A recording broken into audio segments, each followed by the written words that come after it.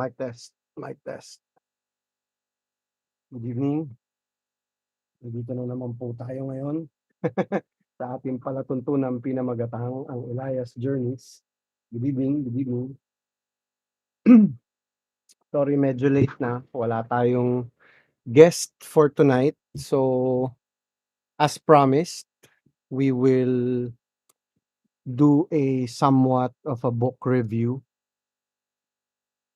Let's try to scratch the surface of The Heart of Darkness. Yeah. Heart of Darkness by Joseph Conrad. Good evening, Sir Warren. Good evening. Welcome to the program. As usual. So this will be hopefully brief, not too long. Nahihiya naman ako sa inyo, kino-consume ko yung weekends nyo. Ayoko namang kinakain ko yung weekends nyo. So we'll start with a brief history of Mr. Joseph Conrad. Joseph Conrad was born in Russian-occupied Poland, if I'm not mistaken. I did a short history lesson as usual. I apologize. Just so we have some context about the author, because I think we have to put into perspective as well his experience. We'll have to, at least in a way, look at his motivation. I think that would be a good way to describe it. I hope you can hear me. Sir Warren, kamusta yung audio natin? Dinig ba? Dinig ba? Bigyan mo lang akong feedback kung may audio. Parang mahina eh. Hindi ko kasi naririnig. Sorry. So, Joseph Conrad. Who's Joseph Conrad? Joseph Theodore Conrad Korzeniowski. Good evening, Sir Kororo. Welcome, welcome. Sir Ronnie Jacob, good evening. Good evening, sir. Hope you're doing well. Excuse me. Um, so, December 3rd, 1857, I'm sorry, Joseph Conrad was born in Russian-occupied Poland, and this is Bredyisiv, Ukraine. He came from a family of Catholic Zolachcha. I am really sorry if I'm butchering the pronunciations. Thank you, Kororo. Thank you. Um, so these are Polish hereditary nobilities. That's his line of family. That's his ancestry.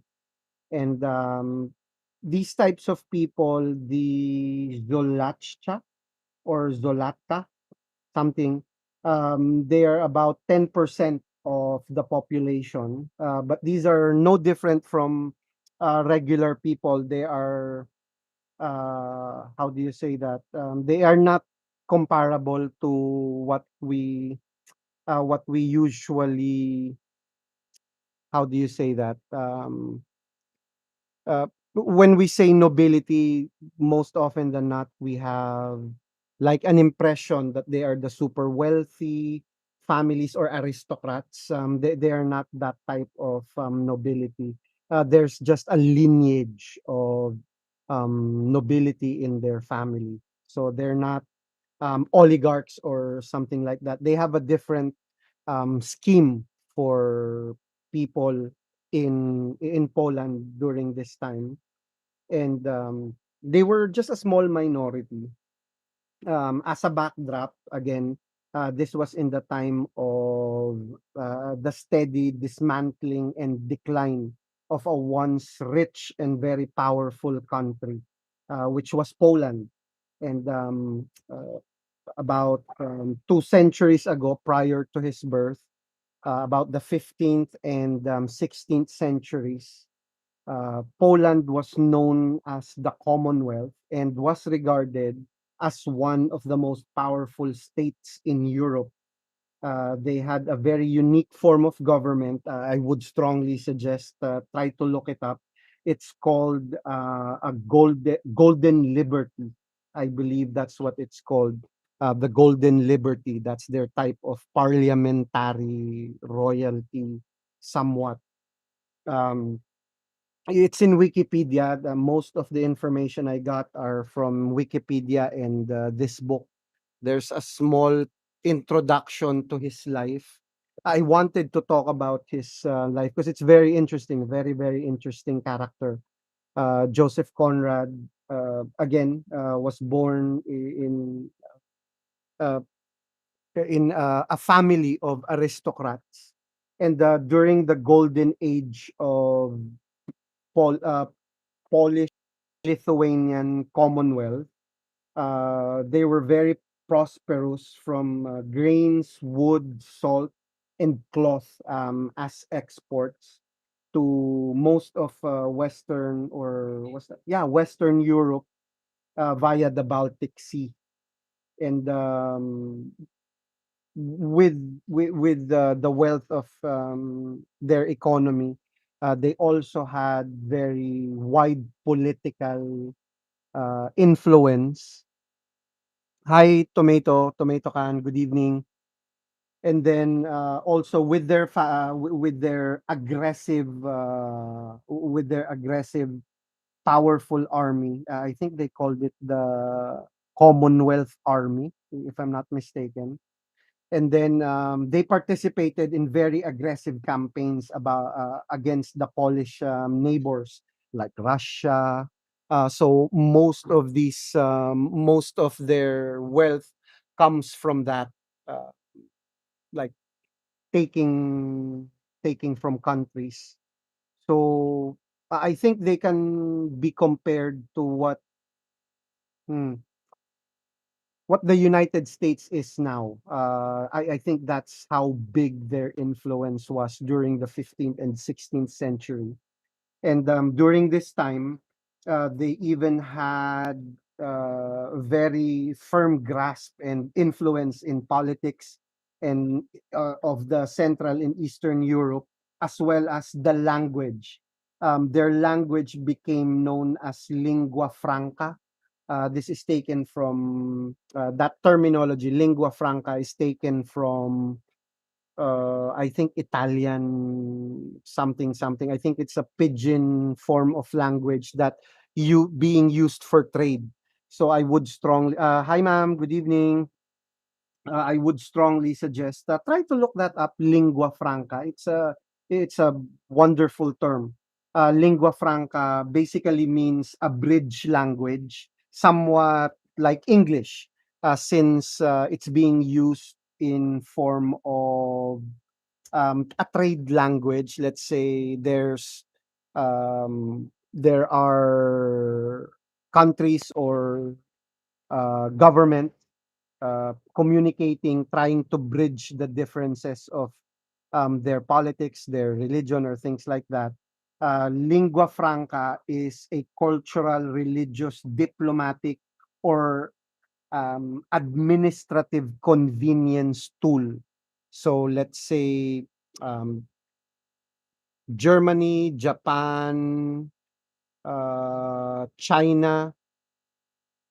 I, yeah, I think also Spanish, but I'm not sure if it's still considered as part of the five languages, the five international languages. So lingua franca, more or less, could be termed as an international language. So that's how huge the Polish influence was during the time that their language was used almost globally or within the vastness of that particular European reach. So even in Russia, it was being used as a trade language. So, like I said, their influence is somewhat comparable to what the U.S. is now, even with their vast army. So, this is just a background for the history, the times of where he was born. Now, being the only child of a would-be revolutionary, his father, Apollo Korzeniowski, a writer, a poet, a translator, and a political activist, his ancestry held a significant position, like I said earlier. They are part of a noble lineage in Poland. So his I think his grandfather from the maternal side or paternal side. I can't remember specifically, but his grandfather served during the Napoleonic Russian campaign, and his father, being uh, fiercely patriotic, belonged to the red political faction. So when we say red, it doesn't still have that connotation of um, Marxist or Maoist views. It was still somewhat different. Their main drive, the political faction, was more of abolishment of serfdom. They were fighting for the downtrodden, being also part of the nobility. That was the drive of his father, being a political activist. So during this time, as a consequence, his father was imprisoned and eventually exiled. And with that influence, being well educated, being well versed in literature, having a father, I think, that is a poet or a writer, would of course expose you to a lot of the golden age of literature, especially their native romantic poetry, and then Shakespeare, of course, that will be a given. Also Victor Hugo, if I'm not mistaken.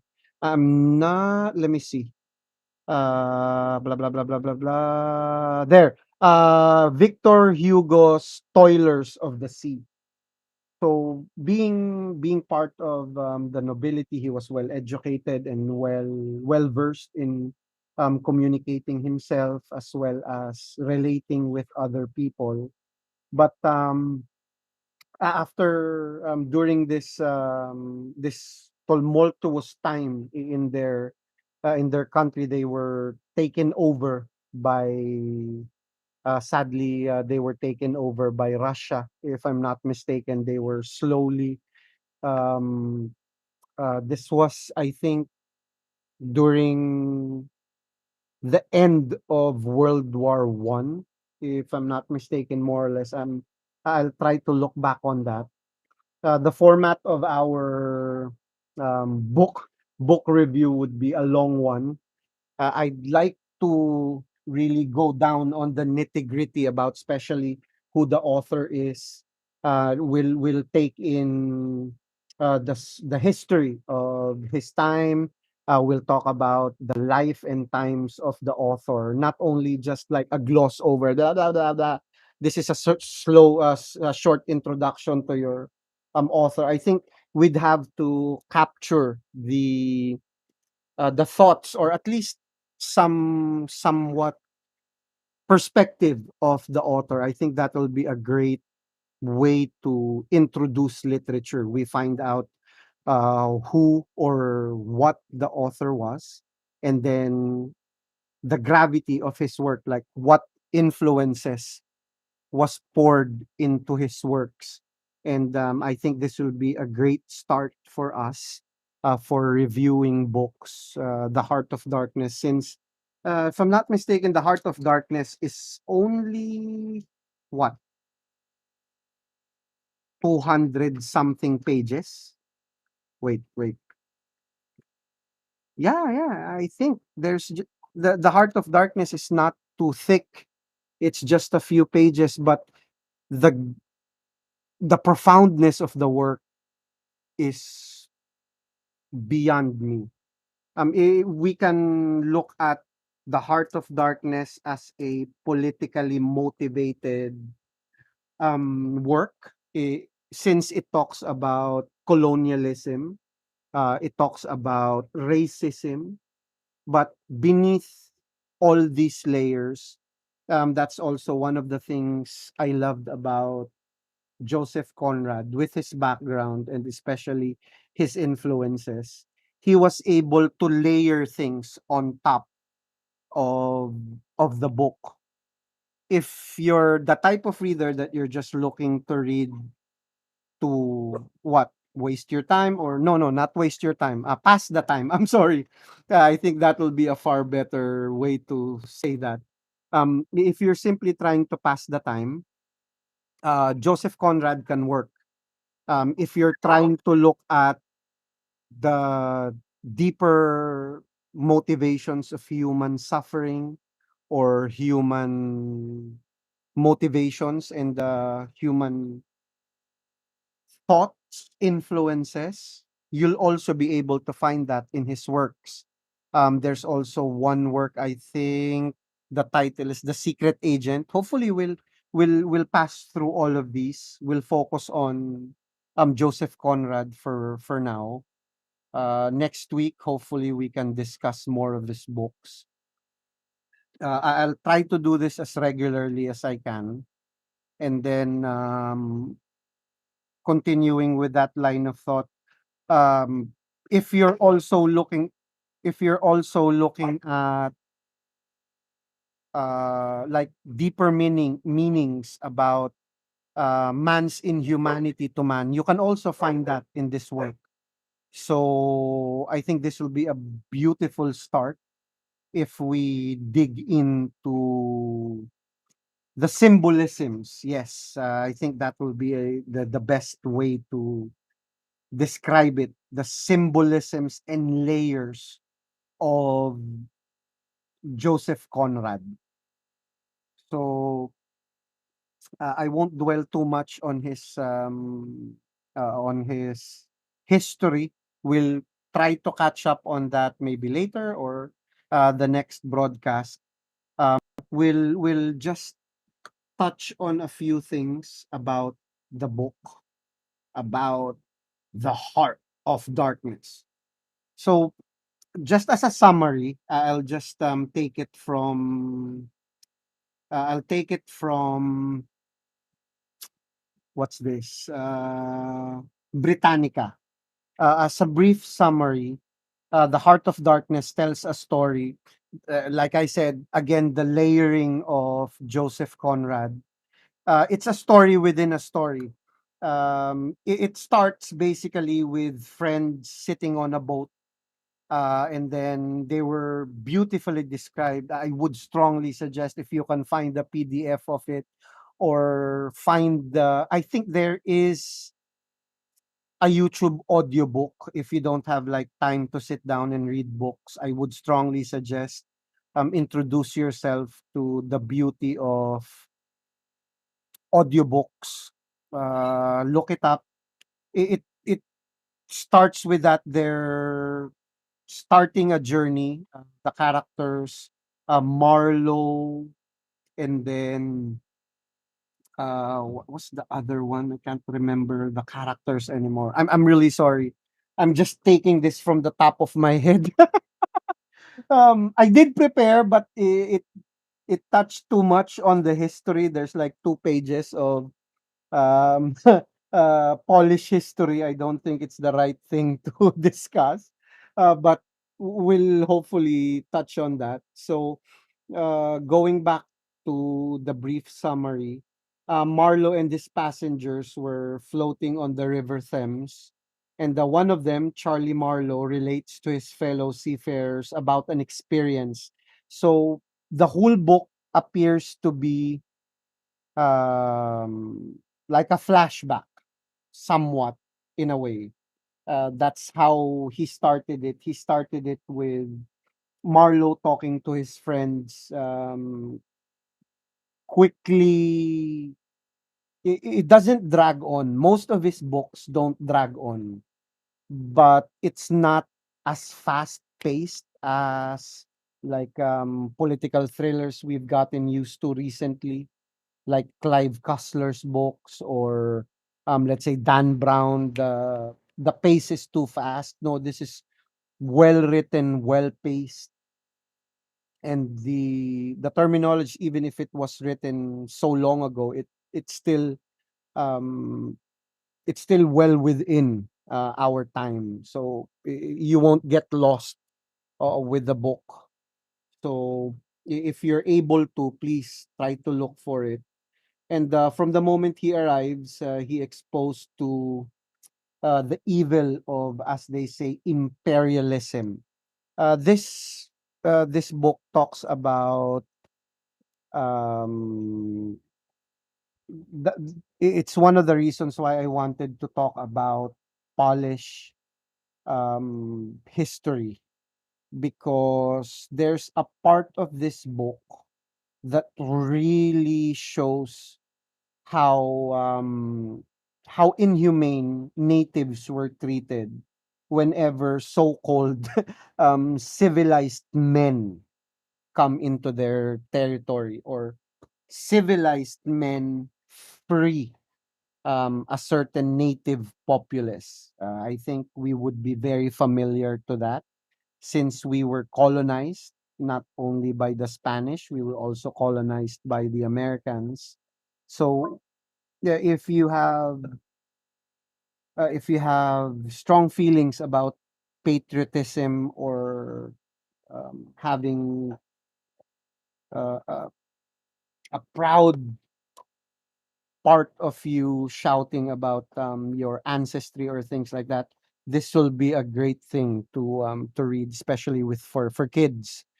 This is a great introduction to human psychology, colonialism. It will show you the horrors of colonialism. It will show you the dark side of progress.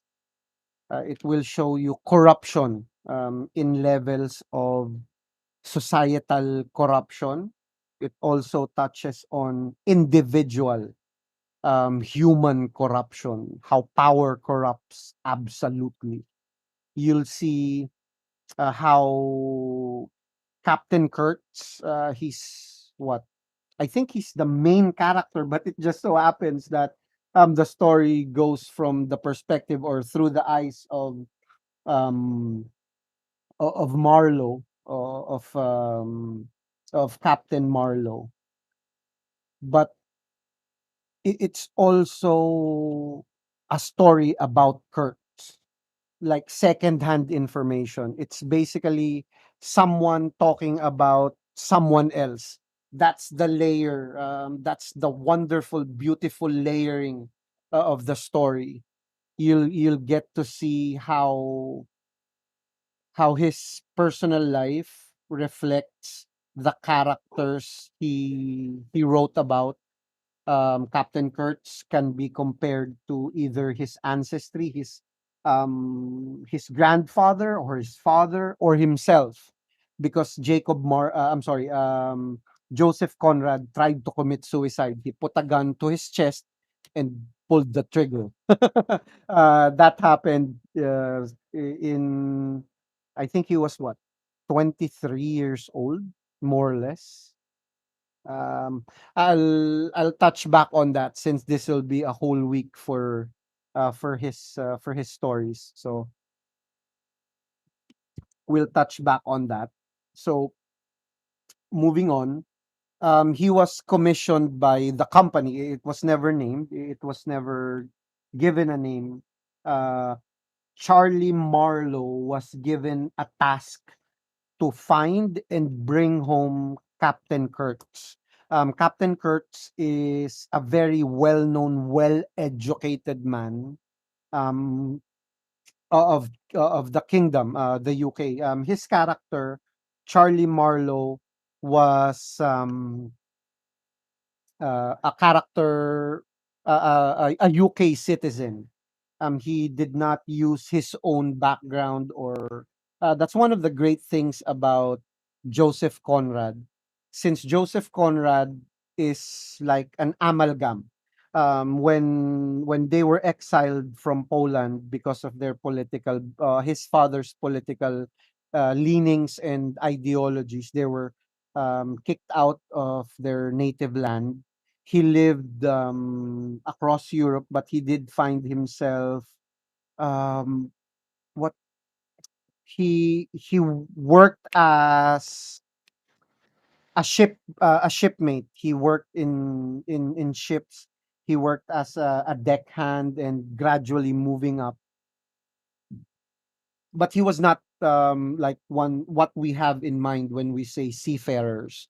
Seafaring had a different allure back then. It was a profession. It's like somewhat related to like being professors, things like that. It had a certain allure to it. It's not just mangingisda or whatever. It's not that simple. When you were a seafarer, you were educated, you were licensed. So there are differences from then to now. So I would really love for you if you can find the book or at least listen to the audiobook. It will show you a wonderful world. So going back, um, Charlie Marlowe is relating his story to his friends about one of his adventures, looking for Captain Kurtz, a British regent who was tasked to take care of an outpost in the Belgian Congo. And somewhat it was based on facts. If I'm not mistaken, the Belgian King Free Congo State. It was basically just the Belgian king taking a piece of Africa and owning it for himself. It wasn't even in any way related to his country. He was just, it was his own personal property. So he treated the people monstrously. That's where I think apartheid, or I'm not sure if that's the right word, but the practice of cutting people's hands, that's where it came from. We'll dig deeper into that as we go into the story of the Heart of Darkness. So uh, colonialism during this glimpse time that that the book provides will show you about the inhumanity of progress if we do it without morals or without proper what I'm searching for a word, without proper hi Clar Gabs. Yeah, true. They were seafarers. I'm sorry, seafarers were the astronaut of that time. Yes, they were going into the great beyond. Yes, I agree, 100%. So without um, morals or ethics, yes, that's the word I was looking for. Without proper ethics, progress, if it's just done for if you bring progress just for the sake of progress, like bringing technology, bringing new equipment, new information to people, without bringing humanity into it, it devolves into primordial evil, as the book will show you. It will show you how we came from relating to people into treating people as machines, because that's how it went.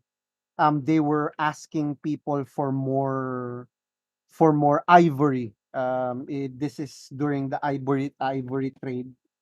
So people were cut like poaching animals. They were just taking off the tusks and the bones of the animals without considering the lasting effects of it.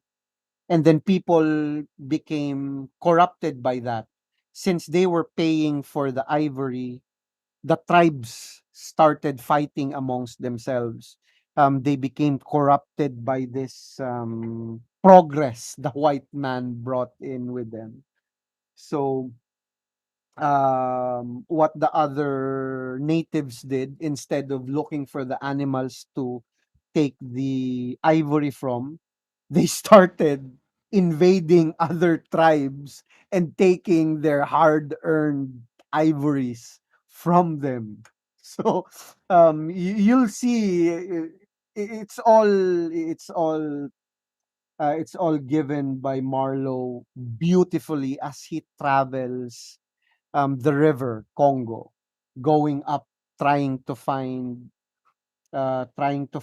Captain Kurtz. So I think this will be a wonderful journey. If you're not into listening to narrations, if you don't like to read the book, if you can find the movie, it stars Tim Roth and what's his name? Cyrus the Virus. Wait. There. Wait. This is Heart of Darkness. Wait. Let me get the title of that. I'm sorry, the character's name. Heart of Darkness. Blah blah. There. 1993. Heart of Darkness. Yeah, you'll find it. John Malkovich is there. Tim Roth.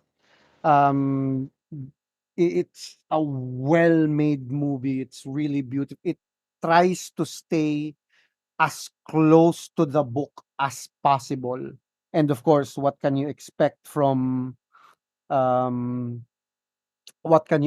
from Tim Roth and John Malkovich? Nothing but the best. Yes, sir. If you didn't get the quota, it's either your family would be killed or your children would be killed, just so they can keep motivating the people to produce more ivory. And it's going to be shown there how Captain Kurtz, from a well-educated man, from a well-meaning person, because when he went in country, as they say, when Captain Kurtz came in country, he was somewhat known to be I'm trying to search the words from the book. He was compared to like a statesman. He was well mannered and well educated, and he was fighting for rights. He was trying to ask for more like deference to the natives. He wanted to educate them. He wanted to give them a better life. That's how he started. But as he stayed longer, as he stayed farther and farther away from civilization, he became corrupted.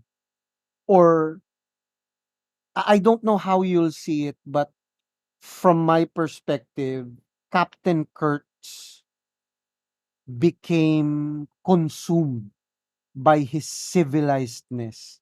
When he was there with the natives, he saw that he became God. He was given so much respect. He was given so much deference by the natives. The natives was treating him as if he was God. And because of that, he became corrupted. He became so consumed by the power the natives gave to him, and he started. Wow, I would rather have you just read the book if you can, or at least watch the movie so you can see like the things that they did. Also, the modern reinterpretation of The Heart of Darkness, the best reinterpretation I think would be Apocalypse Now. You'll see. If I'm not mistaken, I think that's Martin Scorsese. Let me see. Let me see. Apocalypse Now. Apocalypse Now. Yes. Yes, yes, yes, yes, yes. Yes. No, Francis Ford Coppola. That's Martin Sheen, Marlon Brando, the young Lawrence Fishburne, Robert Duvall would be there. I think Harrison Ford. Yes, Harrison Ford was also there. Dennis Hopper. I think Glenn Walken or Christopher Walken.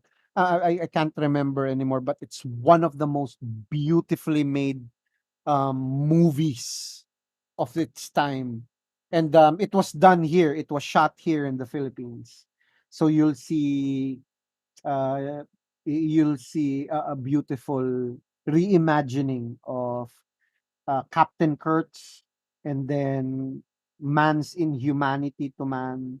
It's all there. And if you scratch the layers, the motivations, you will see how I think, without guidance, we can devolve into a more basic or primal form. We will become more than animals sometimes. We become a physical manifestation of evil in its glorious form, because he was just trying to help when he started. Remember that. You can be corrupted just like Captain Kirk. You can be corrupted without morals. He was more of a log- he was more relying on his logic. He was relying on his education. He was relying on he was relying too much on himself.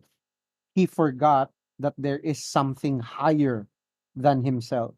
There is something more than himself. So I think it also shows, in a way, it was never mentioned.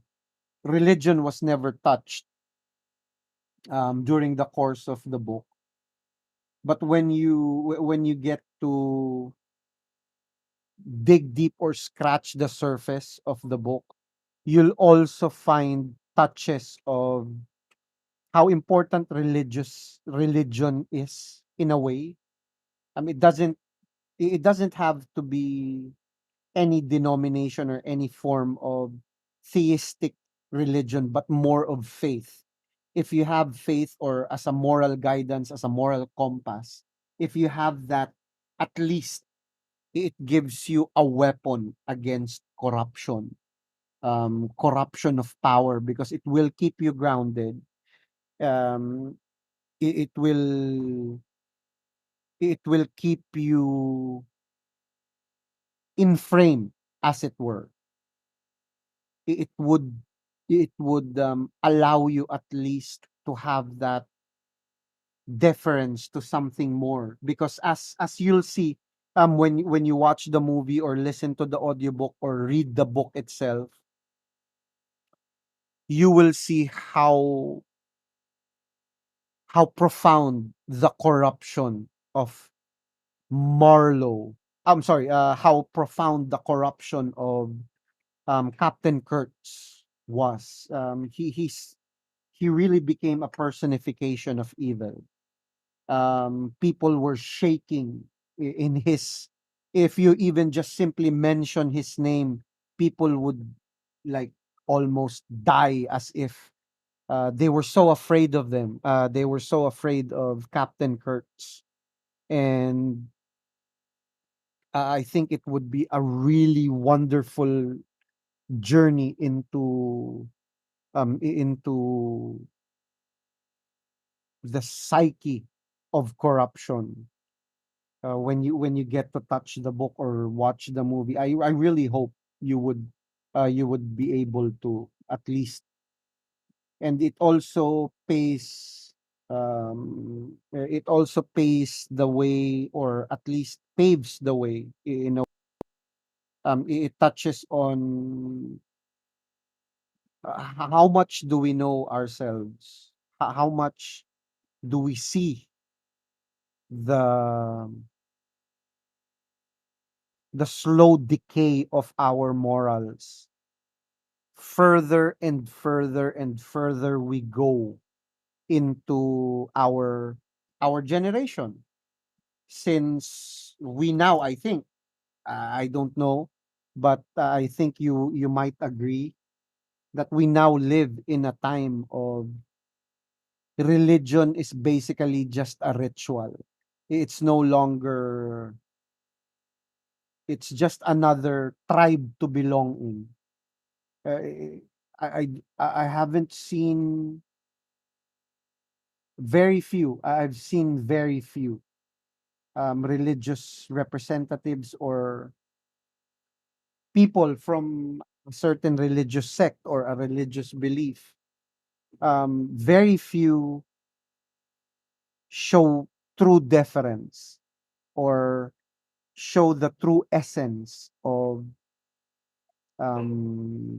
of their religion. Very few. I haven't seen much in a while, in a long while. Um, I'm just fortunate enough that I was able to meet a few good people representing their religion. And I think without this, without that at least guiding principle in a way, it would be difficult to be staying on the path of righteousness. Not self righteousness, but righteousness. Staying the course and then staying in the path of at least the light, as they say. Um, if we touch on like a few central pinnings of the story, it shows um, volumes and volumes about integrity, who you are when no one is looking. It really touches on that.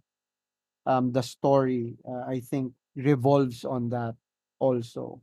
And then it shows there's a lot of side characters since they're traveling upriver, trying to find Captain Kurtz.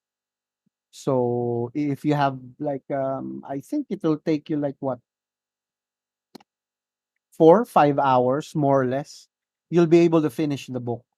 It's very thin, well written, and really wonderful. You can go back and forth to it, or I would strongly suggest while you're maybe doing the laundry or whatever. If you can put on the audiobook of it, it's a wonderful read, beautiful read.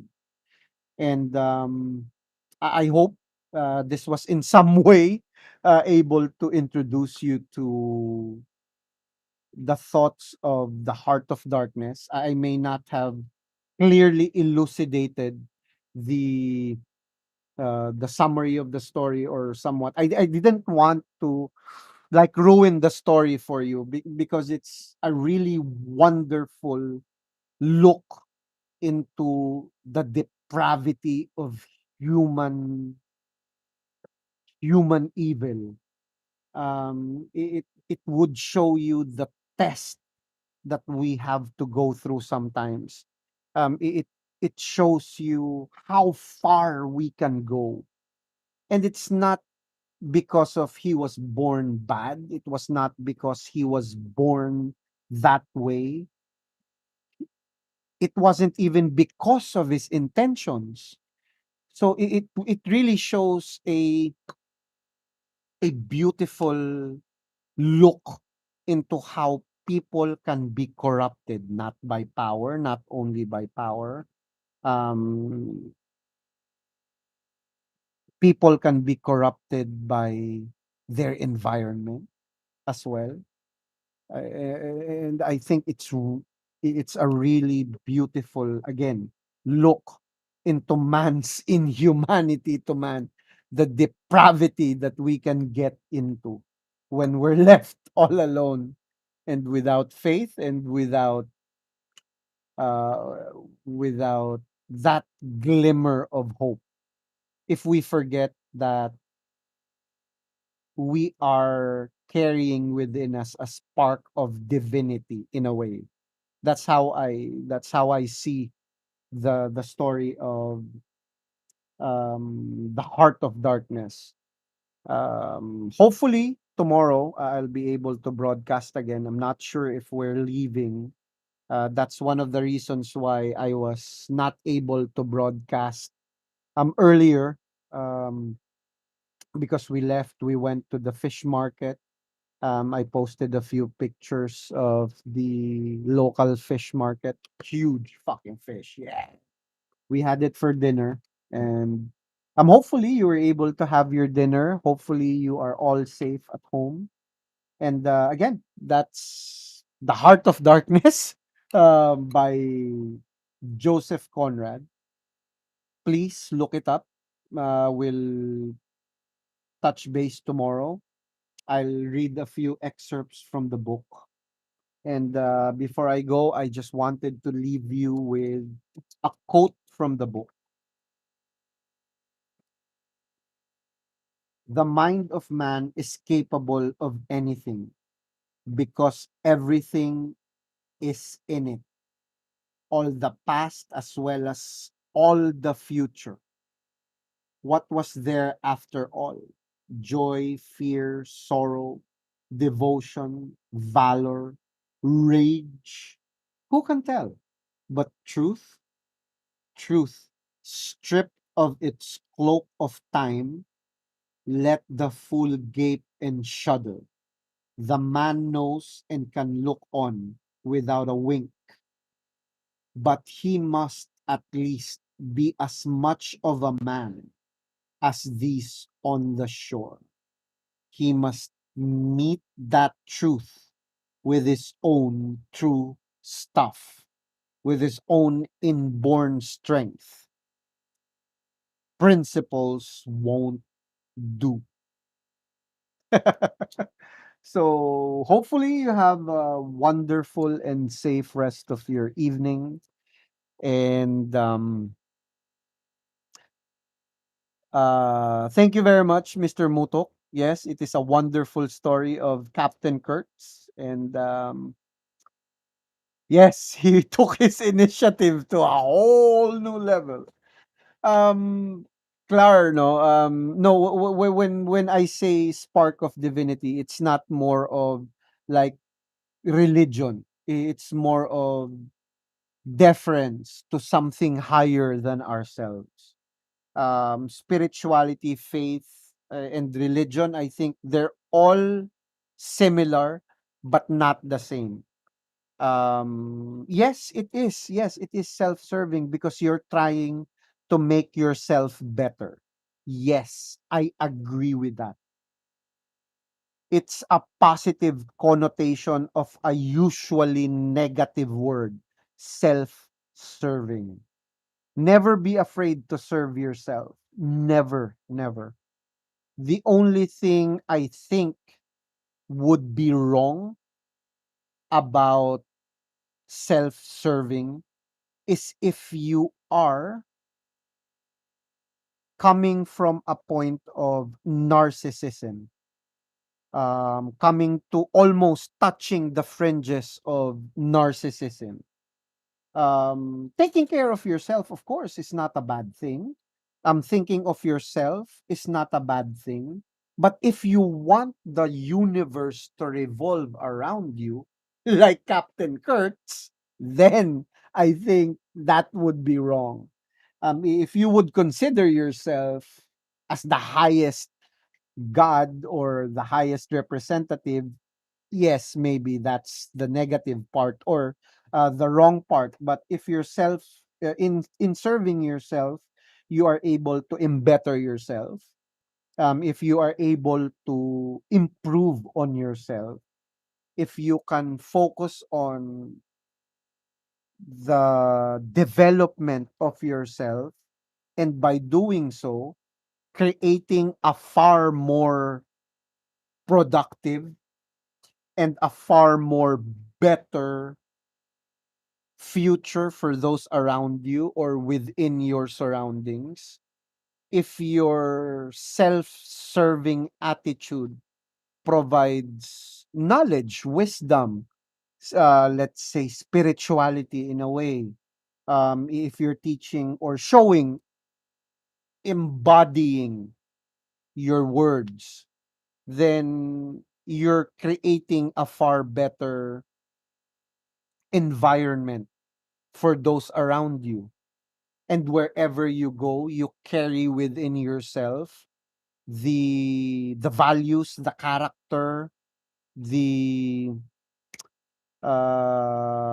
you carry within yourself the struggle of being human, being humble, knowing that you are made of flesh. Because you're no better than any animal. The only thing that's different between animals and us is reason. We don't go following our base instincts. I think that's the difference between animals and men. Not necessarily just physiology, I think. It's that capability of drawing the line between right and wrong.